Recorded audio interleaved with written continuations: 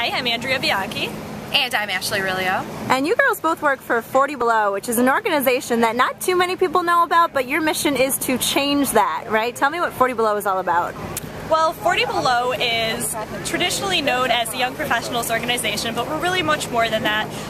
We want to offer community members, students, and young professionals alike an opportunity to get involved in Syracuse and see everything the city has to offer, and also be a part of improving it and making it a better place to live. Ashley, you were saying you're not originally from Syracuse, but you've decided to make Syracuse home.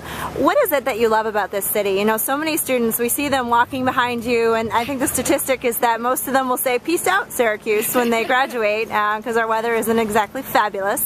But what have you found about this city that, you know, makes it a desirable place to live? Well, you know, weather really makes me feel like home. I am from Buffalo, so I'm no stranger to the snow all the time. But I will say that the Syracuse area just has that vibe to it that you can't really get anywhere else. It's one of those places where everybody that you meet is kind of interconnected, and there's always something going on, and there's always something to do. I mean, I went to SUNY Cortland, and I think I spent more time in Syracuse than I did in Cortland area myself. To a student who might be interested in getting involved, Andrea, what do they need to do? I mean, what's the next step? They kind of live in this enclave on campus where you go to Marshall Street and then that stops. Yeah, so definitely. What can they do to get involved? Well, we do have 3 unique task forces that all have different missions within the community. We have our Public Arts Task Force, Civic Engagement, and our It's All Here Task Force. To get involved with that, I'd say students, the best thing to do would go onto our Facebook page and also to our website at 40belowsummit.com to find out information about how to get signed up for the email addresses and how to get involved with upcoming events and meetings. And can they also, I know today we were out at the internship fair, can they get internships with you guys, you know, to do marketing, to do communications? What's available in terms of, you know, resume builders with 40 Below, because it is a neat organization? Yeah, 40 Below does offer a lot of events for students to build their resumes and to make connections in the community.